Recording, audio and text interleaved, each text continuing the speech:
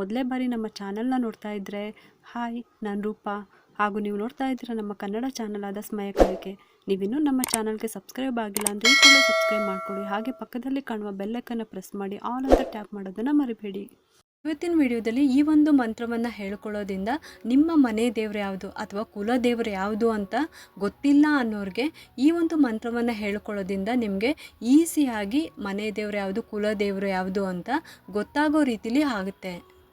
ತುಂಬ ಕಷ್ಟ ಇದೆ, ಏಳ್ಗೆನೇ ಇಲ್ಲ, ಸಿಕ್ಕಾಪಟ್ಟೆ ಸಾಲ, ಅದು ಇದು ಅಂತ ಏನಾದರೂ ಹೇಳೋದಕ್ಕೆ ಹೋದಾಗ ಮೊದಲು ಹೇಳೋದೆ ಅದು ಮನೆ ದೇವ್ರನ್ನ ಪೂಜೆ ಮಾಡಿ ಹೋಗಿ ಮನೆ ದೇವ್ರನ್ನ ನೋಡಿಕೊಂಡು ಬನ್ನಿ ಅಂತ.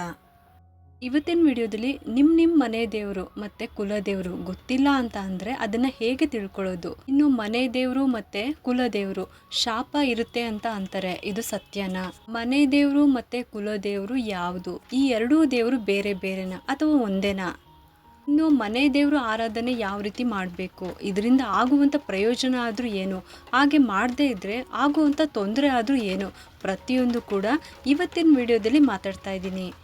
ಮೊದಲನೇದಾಗಿ ಮನೆ ದೇವರು ಮತ್ತು ಕುಲ ದೇವರು ಅಂದರೆ ಏನು ಅಂತ ತಿಳ್ಕೊಳ್ಳೋಣ. ಹೆಚ್ಚಾಗಿ ಗಂಡು ದೇವ್ರನ್ನ ನಮ್ಮ ಮನೆ ದೇವರು ಅಂತ ಹೇಳ್ತೀವಿ, ಹೆಣ್ಣು ದೇವತೆಯನ್ನು ಕುಲದೇವತೆ ಅಂತ ಹೇಳ್ತೀವಿ, ಇಲ್ಲ ಕುಲದೇವರು ಅಂತಲೂ ಹೇಳ್ಬೋದು. ಕುಲದೇವತೆ ಅಂತಲೇ ಯಾಕೆ ಕರಿತೀವಿ ಅಂತ ಅಂದರೆ, ಈಗ ಪೃಥ್ವಿ ತತ್ವ ಇರುವಂಥ ದೇವತೆ ಅಂತಲೇ ಹೇಳ್ಬೋದು. ಪೃಥ್ವಿ ಅಂದರೆ ಈ ಒಂದು ನಮ್ಮ ಭೂಮಿ ಸೃಷ್ಟಿ ಅಂತಲೂ ಹೇಳ್ಬೋದು. ಭೂಮಿ ಅಂತ ಅಂದರೆ ಭೂಮಿ ತಾಯಿ, ಆದರೆ ಭೂಮಿನ ತಂದೆ ಅಂತ ಎಲ್ಲೂ ಕೂಡ ನಾವು ಹೇಳೋದಿಲ್ಲ. ಪ್ರತಿಯೊಬ್ಬರು ಕೂಡ ಭೂಮಿನ ತಾಯಿ ಅಂತಲೇ ಹೇಳೋದು. ಅದಕ್ಕೋಸ್ಕರ ಇಷ್ಟು ಸಹನೆ, ಕರುಣೆ, ನಾವೆಷ್ಟು ನೋವು ಮಾಡಿದ್ರು ಪ್ರತಿದಿನ ಬೋರ್ವೆಲ್ ಹಾಕೋದಿಕ್ಕೆ, ಮನೆ ಕಟ್ಟೋದಿಕ್ಕೆ, ರೋಡ್ಗಳನ್ನು ಮಾಡೋದಿಕ್ಕೆ, ಮೆಟ್ರೋ ಅಂಡರ್ ಪಾಸ್ ಆಗೋದಿಕ್ಕೆ ಅಂತ ಹೇಳಿ ಎಷ್ಟೆಲ್ಲ ಕೊರಿತೀವಿ, ನೋವು ಮಾಡ್ತೀವಿ. ಆದರೂ ಕೂಡ ಎಲ್ಲನೂ ಕೂಡ ಸಹಿಸ್ಕೊಂಡು ತಾಳ್ಮೆಯಿಂದ ಇರ್ತಾರೆ, ನಮ್ಮ ಭಾರನ ಹೊರ್ತಾ ಇರ್ತಾರೆ. ಅದಕ್ಕೋಸ್ಕರನೇ ಹೆಣ್ಣು ಕೂಡ ಭೂಮಿ ತಾಯಿಯಷ್ಟೇ ತಾಳ್ಮೆ ಇರಬೇಕು ಅಂತ ದೊಡ್ಡವರು ಹೇಳ್ತಾರೆ. ಈ ಒಂದು ಕುಲ ದೇವತೆಯನ್ನು ಪೃಥ್ವಿ ತತ್ವ ಇರುವಂಥ ಹೆಣ್ಣು ದೇವತೆ ಅಂತಲೇ ನಾವು ಗುರುತಿಸೋದು. ಇನ್ನು ಬಿಡಿಸಿ ಹೇಳಬೇಕು ಅಂತ ಅಂದರೆ, ನಮಗೆ ತಂದೆ ತಾಯಿ ಹೇಗಿರ್ತಾರೋ ಅದೇ ರೀತಿ ಪ್ರತಿಯೊಬ್ಬರಿಗೂ ಕೂಡ ಮನೆ ದೇವರು ಕುಲ ದೇವರು ಇದ್ದೇ ಇರ್ತಾರೆ. ಕೆಲವರು ತಿಳ್ಕೊಂಡಿರ್ತಾರೆ, ಕೆಲವರು ತಿಳ್ಕೊಂಡಿರೋದಿಲ್ಲ. ನಮ್ಮ ಹಿರಿಯರು ಇದನ್ನು ಹೇಳ್ಕೊಡ್ಬೇಕು. ಅಂದರೆ ತಂದೆ ತಾಯಿ, ಅಜ್ಜಿ ತಾತ, ಮುತ್ತಾತ, ಮುತ್ತಜ್ಜಿ ಈ ಥರ ನಮ್ಮ ಹಿರಿಯರು ನಮಗೆ ಹೇಳ್ಕೊಡ್ಬೇಕಾಗಿತ್ತು. ಅದನ್ನು ಪರಂಪರೆಯಾಗಿ ನಡೆಸ್ಕೊಂಡು ಬರ್ತಾ ಇರ್ತಾರೆ.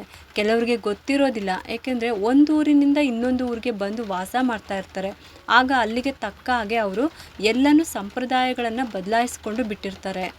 ಆ ಥರ ಅವ್ರ ನಂತರ ಮುಂದಕ್ಕೆ ಮಕ್ಕಳು, ಮೊಮ್ಮಕ್ಕಳು ಆ ಒಂದು ಸಂಪ್ರದಾಯವನ್ನು ಬದಲಾಯಿಸಿ ಹೋಗಿರ್ಬೋದು. ಇದರಿಂದನೂ ಕೂಡ ನಮಗೆ ನಮ್ಮ ಮನೆ ದೇವರು ಯಾವುದು, ಕುಲದೇವತೆ ಯಾರು ಅಂತ ಗೊತ್ತಿರೋದಿಲ್ಲ. ಆದರೆ ಅದನ್ನು ತಿಳ್ಕೊಳ್ಳುವ ಪ್ರಯತ್ನ ಅಂತೂ ಪ್ರತಿಯೊಬ್ಬರು ಕೂಡ ಮಾಡಲೇಬೇಕು. ಇನ್ನು ಈ ಮನೆ ದೇವರು ಮತ್ತು ಕುಲದೇವರು ಅಂತ ಯಾಕೆ ಮಾಡಿಕೊಂಡ್ರು ಅಂದರೆ, ಈಗ ತುಂಬ ಹಿಂದಿನ ಕಾಲದಲ್ಲಿ ಅವ್ರಿಗೂ ಏನಂದರೆ ಏನೂ ಗೊತ್ತಿರೋದಿಲ್ಲ ಪಾಪ ಅವ್ರಿಗೆ, ಮತ್ತು ಮೂರ್ತಿ ಪೂಜೆನೂ ಕೂಡ ಗೊತ್ತಿರಲಿಲ್ಲ. ನೀವು ನೋಡಿರ್ಬೋದು, ತುಂಬ ಹಳೆ ಚಿಕ್ಕ ಹಳ್ಳಿಗಳಲ್ಲಿ ಮೂಲ ದೇವರು ಅಂತ ಹೋಗಿ ನಾವು ನೋಡ್ತಾ ಇದ್ವಿ. ಅಂದರೆ ಮೂಲ ದೇವಸ್ಥಾನ ಅಲ್ಲಿದೆ, ಮೂಲ ದೇವರು ಅಲ್ಲಿದೆ ಅಂತ. ಅದು ಯಾವ ರೂಪದಲ್ಲಿ ಇರುತ್ತೆ ಹೇಳಿ? ಖಂಡಿತ ಅದು ಮೂರ್ತಿ ರೂಪದಲ್ಲಂತೂ ಇರೋದಿಲ್ಲ, ಒಂದು ಕಲ್ಲಿನ ರೂಪದಲ್ಲಿ ಇರುತ್ತೆ. ಅಂದರೆ ಆಕಾರ ಕೂಡ ಶಿವನ ಆಕಾರದಲ್ಲಿರುತ್ತೆ. ಹೆಣ್ಣು ದೇವರೇ ಆಗಿರ್ಬೋದು ಅಥವಾ ಗಂಡು ದೇವರೇ ಆಗಿರ್ಬೋದು, ಅದು ಶಿವಲಿಂಗದ ಆಕಾರದಲ್ಲಿರುತ್ತೆ. ಅವರಿಗೆ ಸಿಕ್ಕಿರುವಂಥ ಕಲ್ಲನ್ನು ದೇವರ ರೂಪದಲ್ಲಿ ಇಟ್ಟು ಅವರು ಪೂಜೆ ಮಾಡ್ತಾ ಇರ್ತಾರೆ. ಅದೇ ರೂಪದಲ್ಲೇ ಇರುತ್ತೆ. ಇವಾಗೆಲ್ಲ ಜೀರ್ಣೋದ್ಧಾರ ಮಾಡಿ ಮೂರ್ತಿಯನ್ನು ಪ್ರತಿಷ್ಠಾಪನೆ ಮಾಡಿರ್ತಾರೆ. ಆದರೆ ನೋಡೋರಿಗೆ ಖಂಡಿತವಾಗ್ಲೂ ಇದು ಗೊತ್ತಿರುತ್ತೆ, ಅದು ಅಲ್ಲಿರೋದು ಒಂದು ಕಲ್ಲಿನ ರೂಪದ್ದು ಅಥವಾ ಹೆಚ್ಚು ಅಂದರೆ ಶಿವಲಿಂಗದ ರೂಪದಲ್ಲಿ ಕಾಣಿಸುತ್ತೆ. ಆ ಒಂದು ಕಲ್ಲನ್ನು ಅವರು ಗಂಡು ದೇವರು ಅಂತ ಹೆಸರಿಟ್ಟು ಅವರು ಪೂಜೆ ಮಾಡ್ತಾರೆ, ಅಥವಾ ಒಂದು ಹೆಣ್ಣು ದೇವರು ಅಂತ ಹೇಳಿ ಹೆಸರಿಟ್ಟು ಪೂಜೆನ ಮಾಡ್ತಾರೆ.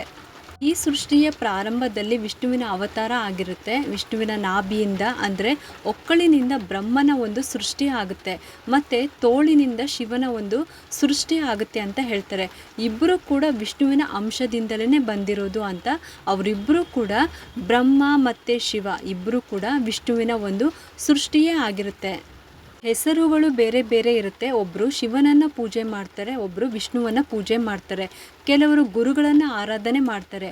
ಹಾಗೆ ಮನೆ ದೇವರು ಅಂತ ಇದ್ದರೂ ಕೂಡ ಅಷ್ಟೇ, ಶಿವ ಪಾರ್ವತಿ ಅಥವಾ ಲಕ್ಷ್ಮೀ ನಾರಾಯಣ ಇದೇ ರೀತಿಯೇ ಒಂದು ಗಂಡು ದೇವರು, ಒಂದು ಹೆಣ್ಣು ದೇವರು, ಇಲ್ಲ ಅಂದರೆ ಅವರವರ ಧರ್ಮದ ಗುರುಗಳನ್ನು ಪೂಜೆ ಮಾಡ್ತಾರೆ. ನಿಮಗೆ ಕುಲದೇವತೆ ಯಾವುದು ಮತ್ತು ಮನೆ ದೇವರು ಯಾವುದು ಅಂತ ತಿಳ್ಕೊಳ್ಳೋದಕ್ಕೆ ಈ ಒಂದು ಕೆಲಸವನ್ನು ಮಾಡಿ. ದೇವರ ಮನೆಯಲ್ಲಿ ತುಪ್ಪದ ದೀಪನ ಹಚ್ಬಿಟ್ಟು ಈ ಒಂದು ಮಂತ್ರವನ್ನು ಹೇಳ್ಕೊಳ್ಳಿ. ಶ್ರೀ ಕುಲದೇವತಾಯೇ ನಮಃ ಅಂತ ನೀವು 3 ಸಲ ಹೇಳಿದರೆ ಸಾಕು. ಇಂಥ ಒಂದು ಸೇವೆ, ನಿಮ್ಮ ಒಂದು ಪೂಜೆ ಖಂಡಿತ ಆ ದೇವ್ರಿಗೆ ತಲುಪುತ್ತೆ. ಇದೇ ರೀತಿ ನೀವು ಮಾಡ್ತಾ ಬನ್ನಿ. ಕ್ರಮೇಣ ನಿಮಗೆ ಯಾವುದಾದ್ರೂ ಮುಖಾಂತರನೂ ನಿಮ್ಮ ಮನೆ ದೇವರ ಬಗ್ಗೆ ಮತ್ತು ಕುಲದೇವರ ಬಗ್ಗೆ ನಿಮಗೆ ವಿಷಯ ಸಿಗುತ್ತೆ. ಇದು 100% ನಿಜ. ಆದರೆ ಆ ದೇವರನ್ನೇ ಖಂಡಿತ ಬಂದು ನಮಗೆ ಹೇಳೋದಿಲ್ಲ. ನೀವು ನಿಮ್ಮ ಮನೆ ದೇವರು ಅಂತ ನೀವೇ ಸ್ವಲ್ಪ ಕಷ್ಟಪಟ್ಟು ಪ್ರಯತ್ನ ಮಾಡಿ, ಅಥವಾ ನೀವು ಪ್ರತಿದಿನ 3 ಸಲ ಹೇಳ್ಕೋಬೇಕು. ಶ್ರೀ ಕುಲದೇವತಾಯ ನಮಃ. ನೀವು ಏನೇ ಪೂಜೆ ಮಾಡ್ತಾ ಇದ್ರೂ ಪ್ರತಿದಿನ 3 ಸಲ ಹೇಳ್ಕೋಬೇಕು. ಮೊದಲು ಗಣಪತಿನ ನೆನೆಸ್ಕೊಂಡಿದ್ದ ತಕ್ಷಣ ಮನೆ ದೇವ್ರನ್ನ ನೆನೆಸ್ಕೋಬೇಕು. ನನಗೆ ಗೊತ್ತಾಗ್ತಾನೆ ಇಲ್ಲ, ನಾನು ಪ್ರಯತ್ನ ಪಡ್ತಾನೆ ಇದ್ದೀನಿ, ನನಗೆ ಸೂಚನೆ ಕೊಡಿ ಅಂತ ಈ ರೀತಿ ಯಾವ ರೀತಿಲಾದರೂ ನಿಮಗೆ ಸೂಚನೆ ಕೊಡ್ತಾರೆ. ಇನ್ನು ಹೆಣ್ಣು ದೇವತೆ ಅಂದರೆ ಪಾರ್ವತಿ ದೇವಿ, ಆದಿಶಕ್ತಿ ದೇವಿ ಇದೇ ರೀತಿ ಆಗಿರುತ್ತೆ. ಅಂದರೆ ಈ ಥರ ಪೂಜೆಗಳನ್ನು ಮಾಡ್ತಾ ಮಾಡ್ತಾ ನಾವು ಮರೆತು ಹೋಗಿರ್ತೀವಿ. ಯಾರಾದರೂ ವ್ಯಕ್ತಿಯಿಂದ ಆದರೂ ನಿಮಗೆ ತಿಳಿಯುತ್ತೆ. ಹೇಗಾದರೂ ಸರಿ ನಿಮಗೆ ಸೂಚನೆ ಆ ದೇವರು ಕೊಡ್ತಾರೆ. ಯಾರೋ ಮುಖಾಂತರ ಆದರೂ ನಿಮಗೆ ಆ ವಿಷಯ ತಿಳಿಯುತ್ತೆ. ಇಲ್ಲ ಕನಸಿನಲ್ಲಾದರೂ ಕಾಣಿಸ್ಕೊಳ್ಳುತ್ತೆ. ಅಥವಾ ನಿಮ್ಮ ಮನೆಯಲ್ಲಿ ಯಾರಿಗಾದರೂ ಆಗಿರ್ಬೋದು, ಮನೆ ದೇವ್ರನ್ನ ಹೆಸರನ್ನು ಮಕ್ಕಳಿಗೆ ಇಟ್ಟಿರ್ತಾರೆ. ಆ ಥರ ನಿಮ್ಮ ಮನೆಯಲ್ಲಿ ಯಾರಾದರೂ ಹೆಸರನ್ನು ಇಟ್ಟಿರೋರು ಇದ್ದರೆ ಅದನ್ನು ತಿಳ್ಕೊಳ್ಳೋದಕ್ಕೆ ಪ್ರಯತ್ನ ಮಾಡಿ. ಅದ್ರ ಮುಖಾಂತರ ಆದ್ರೂ ನಿಮ್ಮ ಮನೆ ದೇವ್ರನ್ನ ಅಥವಾ ಕುಲದೇವರನ್ನು ನೀವು ಕಂಡು ಹಿಡಿಬೋದು. ಅಥವಾ ಬೇರೆ ಯಾರಾದರೂ ಮನೆ ದೇವರ ಹೆಸರನ್ನು ಇಂಥವ್ರಿಗೆ ಇಟ್ಟಿದ್ರೆ ಅಂದರೆ ಕೂಡ ನೀವು ಆವಾಗ ಅರ್ಥ ಮಾಡ್ಕೊಳ್ಬೇಕು. ಈ ರೀತಿ ಬರುವಂಥ ಸೂಕ್ಷ್ಮತೆಯನ್ನು ಅರ್ಥ ಮಾಡಿಕೊಂಡ್ರೆ ಖಂಡಿತ ನಿಮ್ಮ ಮನೆ ದೇವ್ರನ್ನ ಮತ್ತು ಕುಲದೇವ್ರನ್ನ ನೀವು ಆರಾಮ್ಸೆ ಕಂಡುಹಿಡಿಬೋದು. ಮನೆ ದೇವರು ಅಥವಾ ಕುಲದೇವರ ಶಾಪ ಅನ್ನೋದು ಕೂಡ ನಂಬಬೇಕಾ ಅಥವಾ ನಂಬಾರ್ದ ಗೊತ್ತಿಲ್ಲ. ಯಾಕೆಂದರೆ ಯಾವ ದೇವರು ಕೂಡ ನಮ್ಮಿಂದ ಏನೂ ಬಯಸೋದಿಲ್ಲ. ಭಕ್ತಿ ಒಂದನ್ನು ಮಾತ್ರನೇ ನಮ್ಮಿಂದ ದೇವರು ಬಯಸೋದು. ದೇವರು ಯಾವತ್ತೂ ಶಾಪ ಕೊಡುವಷ್ಟು, ಶಿಕ್ಷೆ ಕೊಡುವಷ್ಟು ಕೆಡುಕಂತೂ ಮಾಡೋದಿಲ್ಲ. ನಾ ಆಗಲೇ ಹೇಳ್ದಂಗೆ ಮನೆ ದೇವರು, ಕುಲದೇವರು ನಮಗೆ ತಂದೆ ತಾಯಿ ಇದ್ದ ಹಾಗೆ. ನಮಗೆ ಏನೇ ಒಂದು ಕೆಲಸ ಆಗಬೇಕಾಗಿದ್ರೂ ಅಷ್ಟೇ, ಒಂದು ಕಷ್ಟದ ಕೆಲಸ ಆಗಿರಲಿ ಅಥವಾ ಏನೇ ಆಗಿರಲಿ, ತಂದೆ ಹತ್ತಿರ ಹೇಳೋದಕ್ಕೆ ಭಯ ಪಡ್ತೀವಿ. ಆದರೆ ತಾಯಿ ಹತ್ತಿರ ತುಂಬ ಸುಲಭವಾಗಿ ಹೇಳೋದು ಮಾಡ್ತೀವಿ. ತುಂಬ ನೈಸ್ ಮಾಡೋದೇ ಆಗಿರ್ಬೋದು. ಅಮ್ಮ ಏನು ಮಾಡ್ತಾರೆ, ತಕ್ಷಣ ಅವರು ಕರ್ಗೋಗ್ತಾರೆ. ಹೋಗು ಮಾಡ್ತೀನಿ ಅಂತಲೂ ನಮಗೆ ಪ್ರಾಮಿಸ್ ಮಾಡಿ ಕಳಿಸ್ತಾರೆ. ಏನಾದರೂ ಬೇಕಿದ್ರೂ ಅಷ್ಟೇ ನಾವು ಅಮ್ಮನ ಹತ್ರ ಹೋಗ್ಬಿಟ್ಟು ಕೇಳ್ತೀವಿ. ಆವಾಗ ಅವರು ಕೊಡಿಸ್ತೀನಿ ಅಂತಲೂ ಅಮ್ಮ ಬೇಗ ಕನ್ವಿನ್ಸ್ ಆಗಿ ಬಿಡ್ತಾರೆ. ಅದೇ ರೀತಿಯೇ ತಾಯಿ ಸ್ವರೂಪದಲ್ಲಿರೋ ನಮ್ಮ ಕುಲದೇವತೆ ಇರುವಂಥದ್ದು. ಅದಕ್ಕೋಸ್ಕರ ನಾವು ತಾಯಿನ ಎಷ್ಟು ಪ್ರೀತಿ ಮಾಡ್ತೀವೋ ಅವರು ಕೂಡ ಅಷ್ಟೇ ಮನಸ್ಫೂರ್ತಿಯಾಗಿ ನಮ್ಮನ್ನು ಹರಿಸ್ತಾರೆ. ಅದೇ ರೀತಿಯಾಗಿ ಕುಲದೇವತೆಯನ್ನು ವರ್ಷಕ್ಕೆ 1 ಸಲ ಆದರೂ ನೆನೆಸ್ಕೋಬೇಕು. ಹೋಗಿ ದರ್ಶನ ಮಾಡ್ಕೊಂಬರೋದೇ ಆಗಿರ್ಬೋದು. ಆ ತಾಯಿ ತುಂಬಾ ಸಂತೃಪ್ತರಾಗೋದಲ್ಲದೆ ನಮಗೆ ಆಶೀರ್ವಾದ ಕೂಡ ಮಾಡ್ತಾರೆ. ಆಶೀರ್ವಾದ ಅಂತೂ ಬೇಕೇ ಬೇಕು. ನಮ್ಮ ವಂಶವೃದ್ಧಿ ಆಗಬೇಕು ಅಂದರೆ, ವಂಶ ಪಾರಂಪರೆಯಾಗಿ ಚೆನ್ನಾಗಿ ನಡಿಬೇಕು, ಏಳಿಗೆ ಆಗಬೇಕು ಅಂದರೆ ನಮ್ಮ ಮನೆ ದೇವರು ಕುಲದೇವತೆ ಆಶೀರ್ವಾದ ಬೇಕೇ ಬೇಕು. ಅದಕ್ಕೋಸ್ಕರನೇ ಪ್ರತಿಯೊಂದು ಅಷ್ಟೇ ತುಂಬ ಕಷ್ಟ, ಏಳಿಗೆನೇ ಇಲ್ಲ, ಸಿಕ್ಕಾಪಟ್ಟೆ ಸಾಲ, ಅದು ಇದು ಅಂತ ಏನಾದರೂ ಹೇಳೋದಕ್ಕೆ ಹೋದಾಗ ಮೊದಲು ಹೇಳೋದೇ ಅದು ಮನೆ ದೇವರ ಪೂಜೆ ಮಾಡಿ, ಹೋಗಿ ಮನೆ ದೇವ್ರನ್ನ ನೋಡಿಕೊಂಡು ಬನ್ನಿ, ದರ್ಶನ ಮಾಡಿ, ವರ್ಷಕ್ಕೆ 1 ಸಲ ಆದರೂ ಹೋಗಿ ದರ್ಶನ ಮಾಡಿಕೊಂಡು ಬನ್ನಿ ಅಂತ ಕೆಲವರೆಲ್ಲ ಹೇಳ್ತಾರೆ. ಎಷ್ಟೋ ಜನ ಹೇಳ್ತಾರೆ ಅದನ್ನು ಮಾಡೋದಕ್ಕೆ ಕಷ್ಟ, ತುಂಬ ದೂರ ಇದೆ ಆ ದೇವಸ್ಥಾನ ಅಂತ. ನಾವು ಟ್ರಿಪ್ ಅಂತ ಹೋದರೆ ಎಷ್ಟೋ ದೂರ ಇದ್ದರೂ ಹೋಗ್ತೀವಿ. ಆದರೆ ಮನೆ ದೇವನ ದರ್ಶನ ಮಾಡೋದಕ್ಕೆ ಅದು ವರ್ಷಕ್ಕೆ 1 ಸಲ ಆದರೂ ಟೈಮೇ ಸಿಗೋದಿಲ್ಲ ಅಂತ ಹೇಳ್ತೀವಿ.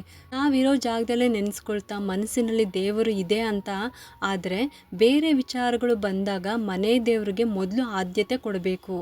ಹೋಗಿ ದರ್ಶನ ಮಾಡೋದಕ್ಕಾಗಿಲ್ಲ ಅಂದರೂ ನಾವು ನೆನೆಸ್ಕೋಬೇಕು. ಆಗ ಒಂದು ಕೋರಿಕೆ, ಬೇಡಿಕೆ ತಲುಪುತ್ತೆ ಆ ದೇವರಿಗೆ. ಹೆಸರು ಗೊತ್ತಿಲ್ಲ ಅಂದರೂ ಪರವಾಗಿಲ್ಲ, ಪ್ರತಿದಿನ ಶ್ರೀ ಕುಲದೇವತಾಯ ನಮಃ ಅಂತ ನೀವು ಪ್ರಾರ್ಥನೆ ಮಾಡಿ ಸಾಕು.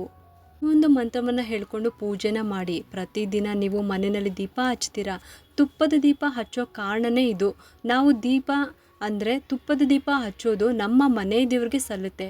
ಏನೇ ವ್ರತ ಮಾಡಿದರೂ ಅದಕ್ಕೇ ತುಪ್ಪದ ದೀಪ ಹಚ್ಚಿ ಅಂತ ಹೇಳೋದು. ಅದಕ್ಕೋಸ್ಕರನೇ ತುಪ್ಪದ ದೀಪ ಹಚ್ಚುವಾಗ ನೀವು ನೆನೆಸ್ಕೊಳ್ಳಿ, ಖಂಡಿತವಾಗ್ಲೂ ನಿಮ್ಮ ಮನೆ ದೇವರ ಆಶೀರ್ವಾದ ಯಾವಾಗಲೂ ನಿಮ್ಮ ಮೇಲೆ ಇರುತ್ತೆ. ಯಾವುದಾದ್ರೂ ರೀತಿಯಲ್ಲಿ ನಿಮಗೆ ಗೊತ್ತಾಗೋ ಥರ ಮಾಡ್ತಾರೆ. ಅವರು ನಿಮ್ಮನ್ನು ಆ ಗುಡಿಗೆ ಕರೆಸ್ಕೊತಾರೆ ಮತ್ತು ದರ್ಶನ ಕೂಡ ಕೊಡ್ತಾರೆ. ಇದಿಷ್ಟು ಕೂಡ ಮನೆ ದೇವರು ಯಾವುದು ಮತ್ತು ಕುಲ ದೇವರು ಯಾವುದು ಅಂತ ನಮಗೆ ಗೊತ್ತಿಲ್ಲ ಅನ್ನೋರಿಗೆ ಈ ಒಂದು ವಿಡಿಯೋ ಮೂಲಕ ನಾನು ತಿಳಿಸ್ತಾ ಇದ್ದೀನಿ. ಒಂದು ಮಂತ್ರವನ್ನು ನೀವು ಹೇಳೋದ್ರಿಂದ ನಿಮ್ಮ ಮನೆ ದೇವರು ಯಾವುದು ಅಥವಾ ಕುಲ ದೇವರು ಯಾವುದು ಅಂತ ನಿಮಗೆ ಗೊತ್ತಾಗೋ ರೀತಿಯಲ್ಲಿ ಆ ದೇವರು ನಿಮಗೆ ದಾರಿ ತೋರಿಸ್ತಾರೆ. ಪ್ರತಿದಿನ ನೀವು ಪೂಜೆ ಮಾಡುವಾಗ ಈ ಒಂದು ಮಂತ್ರವನ್ನು ಹೇಳ್ಕೊಳ್ಳಿ. ಅದು ಬರೀ 3 ಸಲ ಹೇಳ್ಕೊಂಡ್ರೇ ನಿಮಗೆ ನೀವೇನು ಮನೆ ದೇವರು ಮತ್ತು ಕುಲ ದೇವರು ಗೊತ್ತಾಗ್ತಿಲ್ಲ, ಅದು ಗೊತ್ತಾಗಬೇಕು ಅನ್ನೋ ಥರ ಇದ್ದರೆ ದೇವರು ನಿಮಗೆ ದಾರಿ ತೋರಿಸ್ತಾರೆ. ಈ ಒಂದು ಉಪಯುಕ್ತ ಮಾಹಿತಿ ನಿಮ್ಗೆ ಇಷ್ಟ ಆಗಿದೆ ಅಂತ ನಾನು ಅನ್ಕೊತಾ ಇದ್ದೀನಿ. ಈ ಒಂದು ವಿಡಿಯೋ ಇಷ್ಟ ಆಗಿದೆ ಒಂದು ಲೈಕ್ ಮಾಡಿ, ಶೇರ್ ಮಾಡಿ ಮತ್ತು ಸಬ್ಸ್ಕ್ರೈಬ್ ಮಾಡಲು ಮರಿಬೇಡಿ. ಯಾಕೆಂದರೆ ನೀವು ಮಾಡೋ ಒಂದು ಸಬ್ಸ್ಕ್ರೈಬಿಂದ ನಮ್ಮಂತಹ ಸಣ್ಣ ಸಣ್ಣ ಚಾನಲ್ಸ್ಗೆ ಒಂದು ಸಪೋರ್ಟ್ ಮಾಡ್ದಂಗೆ ಆಗುತ್ತೆ. ಮತ್ತೆ ಸಿಗ್ತೀನಿ ಮುಂದಿನ ಹೊಸ ವಿಡಿಯೋದೊಂದಿಗೆ ಅಂತ ಹೇಳುತ್ತಾ ಈ ವಿಡಿಯೋನ ಮುಗಿಸ್ತಾ ಇದ್ದೀನಿ. ಸರ್ವೇ ಜನ ಸುಖಿನೋ ಭವಂತು.